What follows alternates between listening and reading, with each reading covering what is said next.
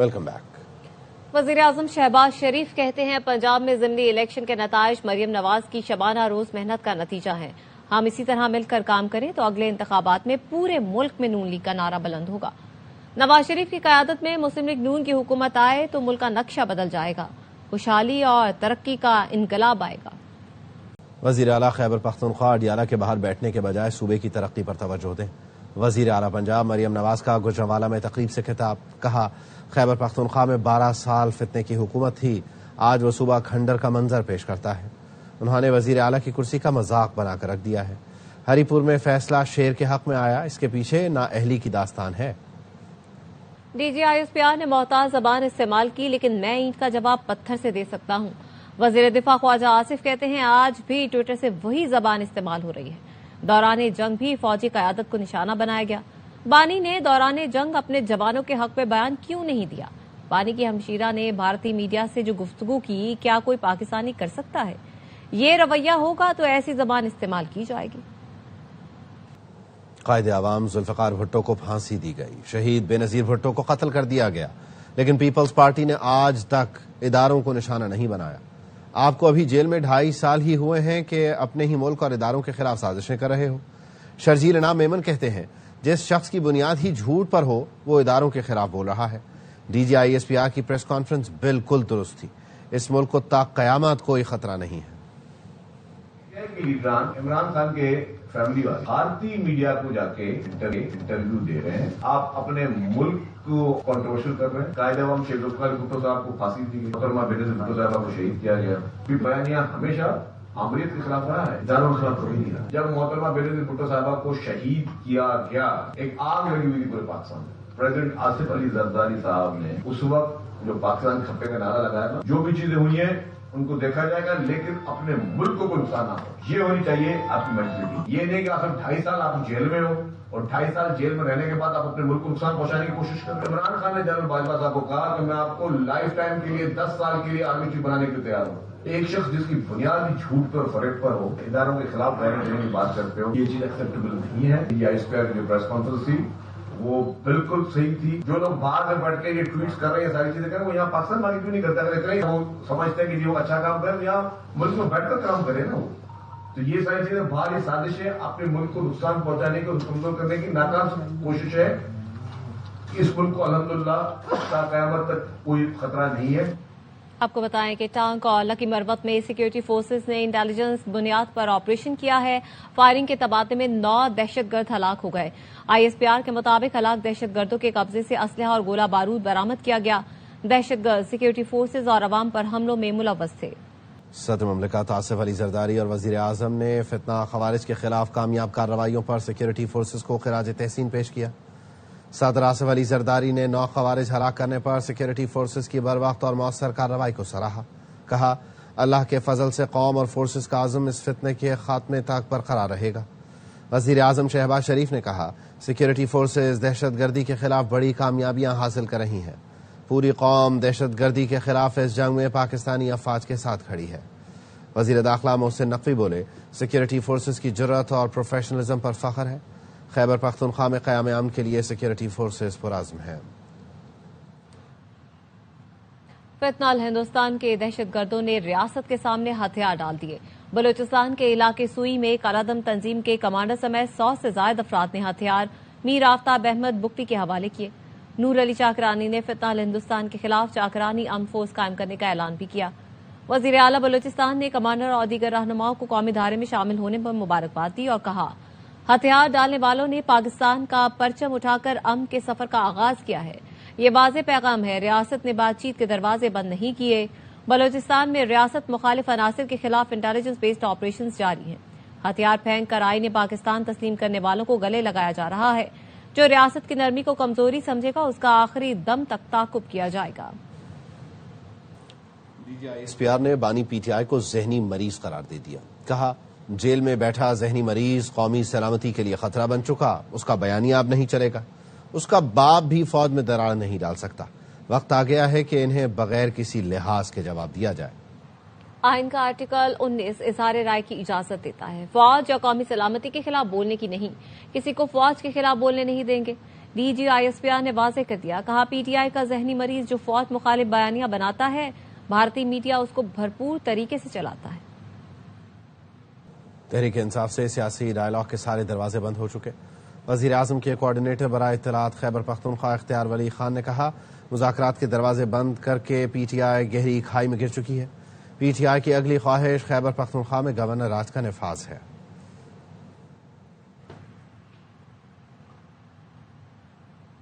وفاقی وزیر داخلہ محسن نقوی سے قائم مقام امریکی سفیر نیٹی بیکر نے ملاقات کی ہے۔ امریکی سفیر نے انسداد منشیات اور غیر قانونی امیگریشن کی روک تھام کے لیے ہر ممکن ٹیکنیکل معاونت کی پیشکش کی۔ محسن نقوی نے کہا، غیر قانونی امیگریشن کے حوالے سے ہماری واضح پالیسی ہے۔ ایئرپورٹس پر منشیات کیسز کی نشاندہی اولین ترجیح ہے۔ ملک کے تمام ایئرپورٹس پر جدید ترین سکیننگ مشینیں نصب کی جا رہی ہیں۔ انسداد منشیات کے لیے زیرو ٹالرنس پالیسی پر سختی سے عمل کر رہے ہیں۔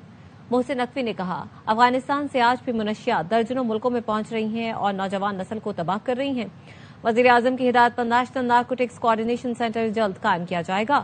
پاک امریکہ تعلقات خطے کے امن و استحکام کے فروغ کے لیے انتہائی اہم ہے۔ تعلقات کو مزید مضبوط بنانے کے لیے پرعزم ہے۔ قائم مقام امریکی سفیر نیٹی بیکر نے ANF کی کارکردگی کو سراہا۔ انہوں نے کہا، پاکستان سے تعلقات کو خصوصی اہمیت دیتے ہیں، ہر شعبے میں تعاون جاری رکھیں گے۔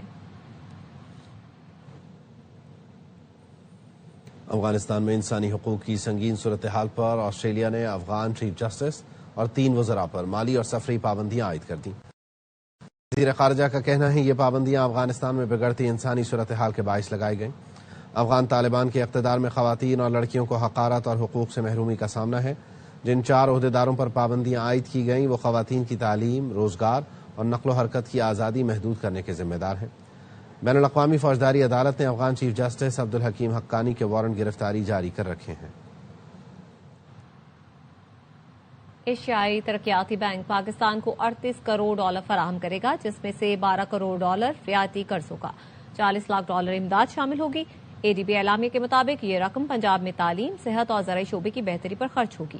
$12 کروڑ زرعی شعبے کی بہتری، $15 کروڑ نرسنگ اور طبی مراکز میں جدید آلات کی خریداری پر خرچ ہوں گے۔ $10 کروڑ 70 لاکھ پنجاب کے سیکنڈری اسکولوں میں جدید تعلیمی سہولیات اور سائنسی علوم کی بہتری پر خرچ کیے جائیں گے۔ پاکستان سمیت 8 مسلم ممالک نے رفح کراسنگ کو یک طرفہ کھولنے کے اسرائیلی بیانات پر تشویش کا اظہار کیا ہے۔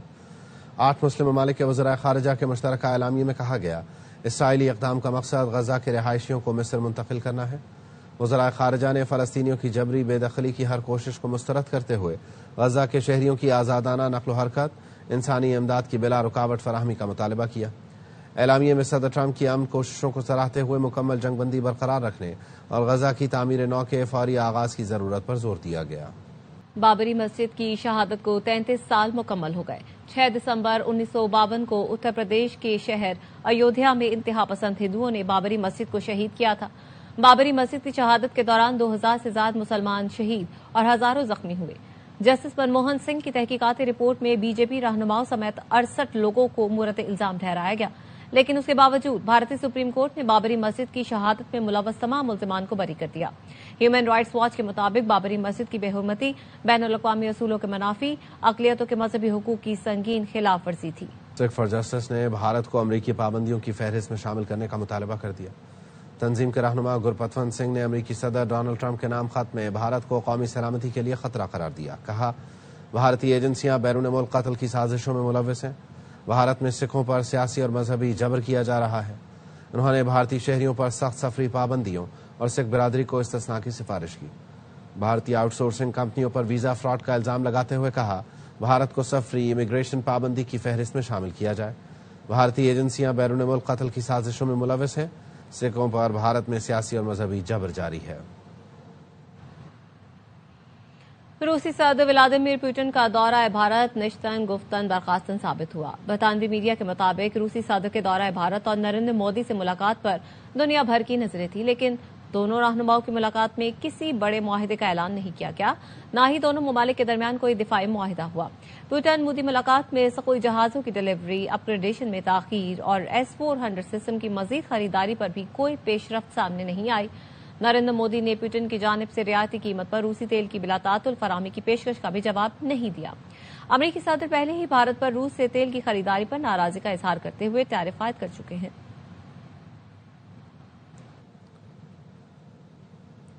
میجر شبیر شریف شہید نشان حیدر کا 54واں یوم شہادت آج انتہائی عقیدت و احترام سے منایا جا رہا ہے۔ شہید نے 1965 اور 71 کی جنگوں میں اپنی جان فشانی، وطن سے بے لوث محبت اور صلاحیتوں کا لوہا منوایا۔ میجر شبیر شریف واحد فوجی جوان ہیں جنہیں بالترتیب 2 سب سے بڑے فوجی اعزازات نشان حیدر اور ستارہ جرأت سے نوازا گیا۔ لاہور کے میانی صاحب قبرستان میں GOC لاہور میجر جنرل محمد فیصل غفار رانا نے شہید کی قبر پر پھول رکھے فاتحہ خوانی کی۔ تقریب میں میجر شبیر کی ہمشیرہ نے بھی بھائی کی قبر پر پھول رکھے فاتحہ خوانی کی۔ پاک فوج کے چاق چوبند دستے نے سلامی پیش کی۔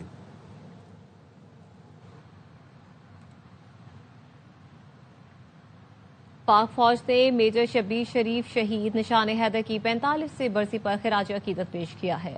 ISPR کے مطابق chief of defence forces field marshal, naval chief اور ایئر چیف نے شہید کو قوم کا قابل فخر ہیرو قرار دیا۔ میجر شبیر شریف شہید نے 1965 کی جنگ میں ستارہ جرأت بھی حاصل کیا۔ 1971 میں سلیمان کی ہیڈ ورکس پر دشمن کے حملوں کو دلیری سے ناکام بنایا۔ میجر شبیر شریف نے دشمن کے میجر نارائن سنگھ کو بہادری سے مار گرایا۔ انہوں نے دشمن کے متعدد ٹینک تباہ کیے، آخری دم تک مورچہ سنبھالے رکھا۔ میجر شبیر شریف نے بھارتی ٹینک کا شیل لگنے سے جام شہادت نوش کیا۔ پاک فوج نے شہداء کو سلام پیش کیا، کہا قومی سلامتی ان کی قربانیوں کا نتیجہ ہے۔ شہداء کی لازوال قربانیاں ہمیشہ قوم کی یاد میں زندہ رہیں گی۔ جامشورو میں کول مائنز کی کان میں زہریلی گیس سے 3 مزدور جاں بحق ہو گئے ہیں۔ تفصیل کیا ہے؟ دلدار ہمارے نمائندے ہمارے ساتھ ہیں، مزید وہ بتائیں گے۔ جی دلدار۔ کول مائنز کی کان میں کام کرنے والے مزدور جو ہیں وہ زہریلی گیس بھرنے سے جان بحق ہو گئے۔ تینوں مزدور جو ہے وہ یہاں پر جو ہے وہ اندر کان میں جیسے گئے تھے تو وہاں پر کان اوپر سے گر گئی اور گیس بھی پھنس گئی، جس کے باعث جو ہے وہ جان بحق ہو گئے، جبکہ ان کی لاشیں نکال کر ان کو اسپتال منتقل کر دیا گیا ہے۔ اکثر کر کے کول مائنز میں جو ہے وہ کمپنی، جو پرائیویٹ کمپنی اور سرکاری سرپرستی میں جو ادارے کام کرتے ہیں ان کی طرف سے کوئی بھی وہاں پر سہولیات میسر نہیں ہوتی ان کے کوئلے نکالنے کے لیے، تو یہ اکثر کر کے یہاں پر جو ہے کئی مزدور جو جان بحق ہو چکے ہیں اور یہ حادثے یہاں پر معمول بنا ہوا ہے۔ مزدور جو ہیں وہ خیبر پختونخوا کے جو ہے وہ وہاں ان کو جو ہے لاشیں ان کا بھیجنے کا بندوبست کیا جا رہا ہے، جبکہ یہاں پر جو ہے وہ مزدوروں نے احتجاج بھی کیا ہے کہ فوری طور پر کول مائنز کے اندر جو ہے سہولیات فراہم کی جائے تاکہ وہ کوئلے کی نکالنے میں آسانی ہو۔ جی ٹھیک ہے، بہت شکریہ۔ وفاقی محتسب نے کراچی ایئرپورٹ سے 25 مسافروں کو آف لوڈ کرنے کی تحقیقات کا حکم دے دیا۔ اوورسیز امپلائنٹ پروموٹرز نے وفاقی محتسب کو تحریری شکایت کی تھی۔ وفاقی محتسب نے DGFIA کو 15 دسمبر تک تحقیقاتی رپورٹ جمع کروانے کی ہدایت کی۔ شکایت کی گئی تھی کہ 5 نومبر کو ملازمت کے لیے ترکی جانے والے 25 مسافروں کو بلا جواز پرواز سے آف لوڈ کیا گیا۔ تمام سفری دستاویزات کے باوجود پنجاب کے بجائے کراچی سے جانے پر FIA نے زبانی اعتراض کیا۔ پروٹیکٹر آف امیگرینٹس کی کلیئرنس فارن سروس ایگریمنٹ کی موجودگی کے باوجود مسافروں کو آف لوڈ کیا گیا۔ مسافروں کو آف لوڈ کیے جانے کی کوئی مہر نہیں لگائی گئی، نہ ہی کوئی رسید جاری ہوئی۔ FIA کی بلا جواز اور غیر قانونی کارروائی پر تحقیقات کروائی جائیں۔ رپورٹ کمشنر تحفظات برائے اوورسیز پاکستانی کے ذریعے وفاقی محتسب کو پیش کی جائیں۔ فیصل آباد ایئرپورٹ پر عازمین عمرہ کے روپ میں بیرون ملک جانے والے 3 خواتین سمیت 13 افراد کو گرفتار کر لیا گیا۔ FIA کے مطابق ملزمان نجی ایئر لائن سے دبئی کے راستے جدہ جا رہے تھے، جہاں سے انہیں کشتی پر لیبیا اور یورپ جانا تھا۔ مسافروں کے موبائل فون سے مشکوک انٹرنیشنل نمبروں پر رابطوں کا انکشاف ہوا۔ ساجد نامی ایجنٹ سے مصر میں رہائش کے بارے میں چیٹ ملی۔ گرفتار افراد کو تفتیش کے لیے سرکل دفتر منتقل کر دیا گیا ہے۔ راولپنڈی کی مقامی عدالت نے خاتون کے بال کاٹنے کے کیس کے ملزمان کی ضمانت بعد از گرفتاری کی درخواست منظور کر لی۔ عدالت نے ملزمان انیس خان اور جلیل خان کو 50-50 ہزار روپے کے مچلکہ جمع کروانے کا حکم دیا۔ ملزمان کو گزشتہ روز جوڈیشل ریمانڈ پر جیل بھجوایا گیا تھا۔ ملزمان کے خلاف 25 نومبر کو تھانہ نصیر آباد میں مقدمہ درج کیا گیا تھا۔ اپڈیٹ کریں آپ کو 35ویں نیشنل گیمز کی افتتاحی تقریب اس وقت ہونے جا رہی ہے نیشنل اسٹیڈیم کراچی میں، اور اس تقریب میں شرکت کے لیے بلاول بھٹو زرداری نیشنل اسٹیڈیم کراچی پہنچ چکے ہیں۔ بلاول بھٹو زرداری 35ویں نیشنل گیمز کا افتتاح کریں گے اور یہاں پر آج رنگا رنگ تقریب کے ذریعے 35ویں نیشنل گیمز کا آغاز ہو جائے گا۔ شام میں موسیقی کا تڑکا بھی لگے گا اور پاکستان بھر سے مختلف ٹیمز اس میں حصہ لے رہی ہیں، مختلف کھیلوں کے مقابلے ہونے جا رہے ہیں اور کراچی کو ایک عرصے بعد تقریباً 18 سال بعد یہ اعزاز ملا ہے کہ وہ نیشنل گیمز کی میزبانی کر رہا ہے. وزیر اعلی سندھ مراد علی شاہ، صوبائی وزیر کھیل اور chairman Pakistan Peoples Party Bilawal Bhutto national stadium پہنچ گئے ہیں. اور اب ٹیک نیوز.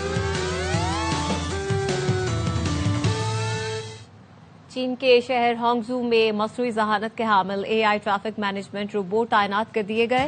یہ روبوٹ تجزیاتی ٹیکنالوجی کی مدد سے ٹریفک کنٹرول کرتا ہے. پولیس اہلکار کی طرح ہیلمٹ پہنا روبوٹ کیمروں اور سینسر کی مدد سے ٹریفک کی نگرانی کرتا ہے. روبوٹ کی پرفارمنس سے شہری بھی خوش ہیں.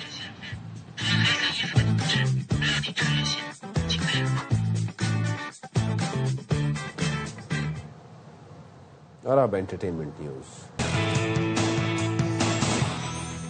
محبت کی کہانی کامک بک کی زبانی. گلوکارہ ٹیلر سوئفٹ اور ان کے منگیتر ٹریوس کیلسی کی داستان کامک بک کے رنگین صفحات پر زندہ ہو گئی، جس کے ہر صفحے پر سوئفٹ اور کیلسی کے محبت بھرے تعلق کو دلچسپ انداز میں پیش کیا گیا ہے، جنہیں قارئین کامک بک میں پڑھ سکتے ہیں. نیوز بلیٹن سے فی الحال اتنا ہی.